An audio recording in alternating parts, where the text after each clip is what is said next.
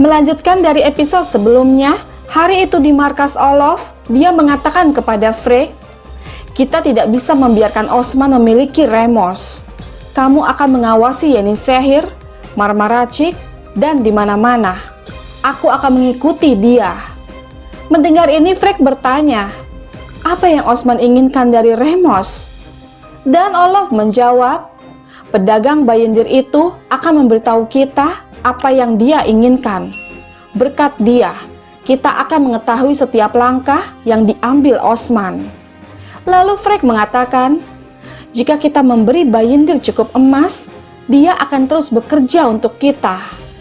Dan Olof mengatakan, "Kita bisa mengorbankan sejumlah emas untuk membunuh Osman, sayangku. Selain itu, ketika kita selesai dengan pedagang itu, emas kita akan kita ambil kembali." Sahabat, kita beralih ke Yennefer. Saat semua Alpen tengah makan siang bersama, Ulgen Hatun memberikan mereka makanan, terkecuali Cerkutai. Melihat sikap melasnya membuat Ulgen Hatun kasihan, kemudian memberikan sedikit makanan kepada Cerkutai. Melihat ini, Cerkutai bertanya, "Apa ini? Ini tidak cukup untukku." Lalu Ulgen Hatun mengatakan, "Kamu makan cukup banyak di masa lalu, Cerkutai." Kemudian Ulgen Hatun memberikan lebih kepada Gubrus. Melihat itu jelas membuat Cerkutai kesal. Namun Boran mengatakan, "Makan, Cerkutai, makanlah. Ketika kamu pergi ke Kopruhisar, kamu akan merindukan makanan Yennefer. Lihat, Osman Bey akan memberimu tugas di Kopruhisar." Mendengar ini seketika membuat Ulgen Hatun kaget, kemudian pergi meninggalkan mereka. Lalu Cerkutai mengatakan, "Aku menghancurkan hati Ulgen Hatun dengan sangat buruk." Melihat Gubrus meraih semua makanan, seketika Cerkutai menahannya seraya berkata, "Lepaskan. Kau bilang kekuatan pergelangan tanganku berasal dari hatiku. Tentu saja kamu bisa lebih kuat jika kamu makan terlalu banyak. Jadi makanlah lebih sedikit." Kemudian mereka pun saling berebut makanan. Di samping itu, mendengar Ulgen Hatun menyebut nama Kopruhisar membuat Bayindir curiga. Kemudian mengikuti Ulgen Hatun memasuki dapur umum. Dari balik dinding, Bayindir mendengar bahwa Ulgen Hatun mengatakan kepada salah seorang Hatun, "Cerkutai, Osman Bey, kudengar dia akan mengambil Kopruhisar sekarang. Tidak masalah tentunya. Tanah Turki akan lebih besar. Tetapi Osman Bey juga akan menugaskan Cerkutai di Kopruhisar. Kegembiraan rumah besar akan pergi. Aku mengatakan ini bukan untuk diriku sendiri. Ketika Cerkutai pergi, siapa yang akan memakan makanannya? Itulah sebabnya." Mendengar ini, Bayindir mengatakan kepada dirinya sendiri, "Osman Bey, aku tahu kau tidak akan berhenti. Tetapi aku tidak tahu jangkauanmu. Sekarang aku juga mempelajari itu. Kopruhisar." Hah? Tidak lama Besungur dan Turhan Alp keluar dari ruangan. Melihat ada Bayindir di sana, Besungur bertanya, "Bayindir Bey, ada apa? Dewan tidak berada di sini." Lalu Bayindir mengatakan, "Oh, aku baru menyadarinya. Tetapi Osman Bey membuat rumah yang sangat besar, sehingga aku tidak dapat menemukan toilet atau ruang dewan. Saudara, beritahu aku sekarang, di mana ruang dewan?" Dan Turhan menjawab, "Ruangan dewan ada di sana, Bayindir Bey, ayo."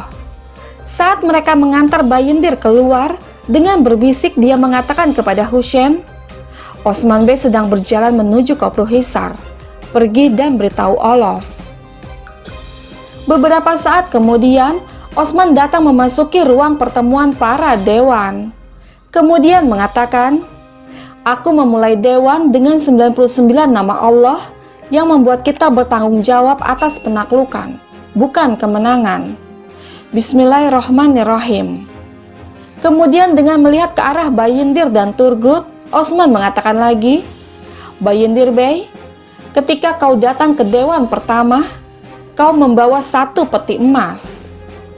Dengan gugup Bayindir menjawab, "Ya, Bey, aku melakukannya." Kemudian Osman memerintahkan alpennya untuk membawa masuk peti-peti emas tersebut. Kemudian Osman mengatakan kepada Bayindir, "Ini bagianmu dari rampasan penaklukan Marmaracik." Dengan gugup Bayindir membuka peti emas tersebut lalu mengatakan, "Terima kasih, Beim." Bukan hanya itu, Osman juga memberikan pedang miliknya kepada Bayindir sebagai hadiah darinya. Dengan mimik wajah yang penuh dengan kebingungan, Bayindir menerima hadiah itu seraya mengatakan, "Terima kasih, Beim. Setiap kali Anda memanggilku untuk penaklukan, aku akan datang. Aku akan datang saat kau memanggilku. Terima kasih, Beim." Kemudian Osman mengatakan, "Sekarang, aku akan memberitahu kalian siapa yang akan memerintah Marmaracik.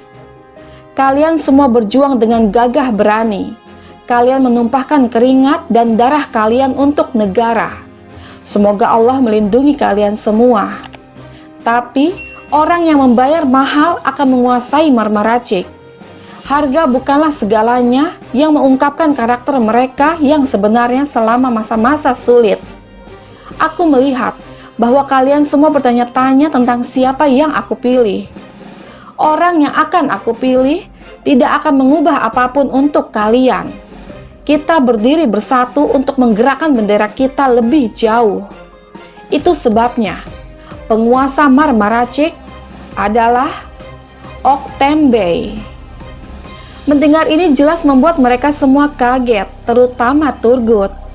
Kemudian dengan gugup, Oktembe menerima jabatan tersebut seraya berkata, "Terima kasih, Beim.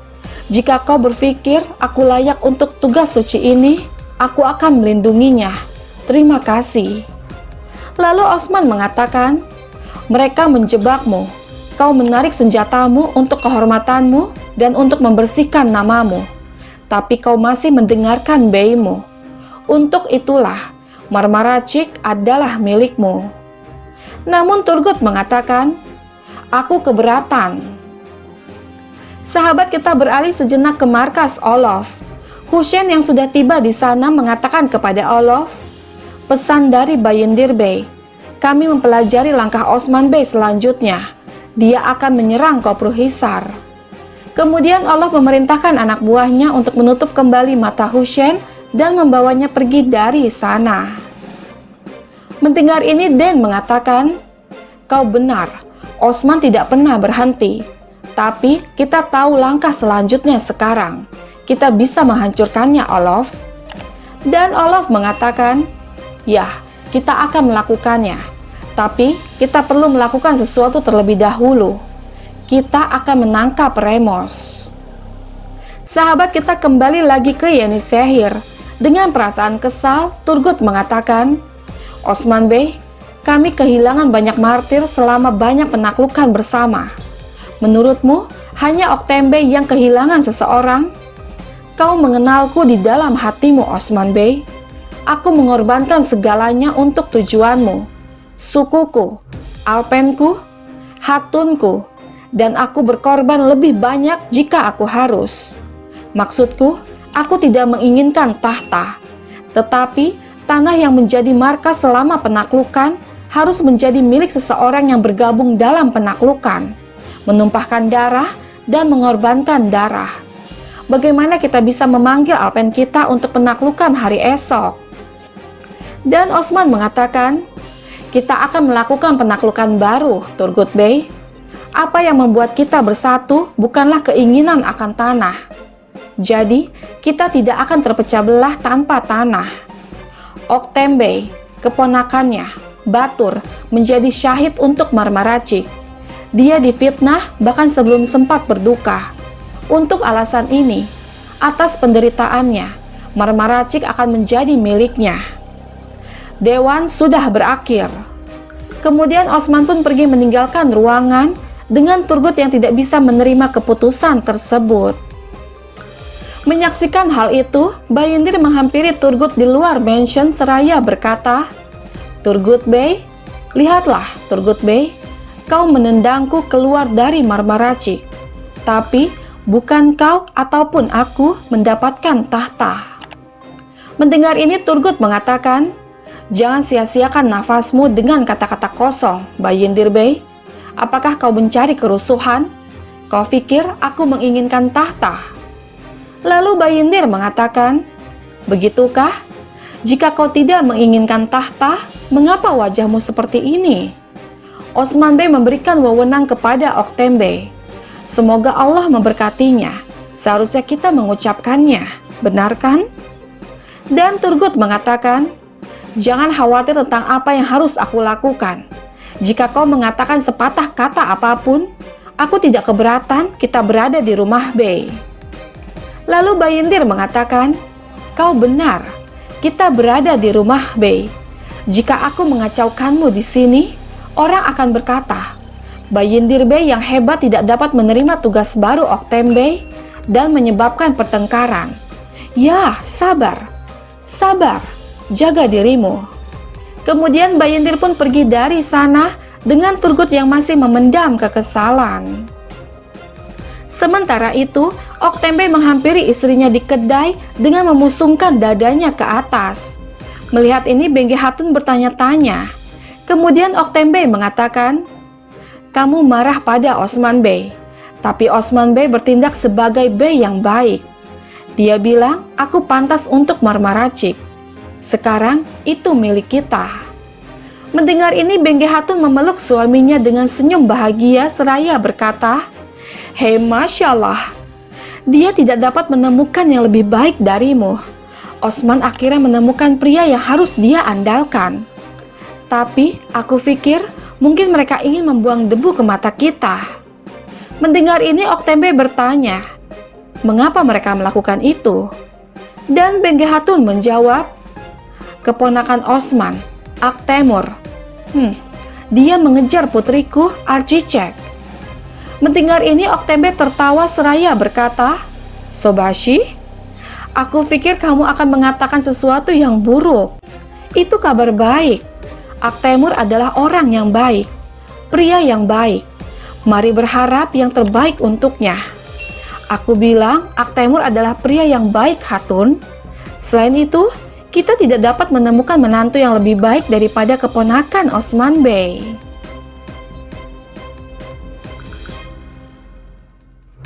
Sahabat, bergabunglah terus bersama kami untuk mengetahui kisah selanjutnya.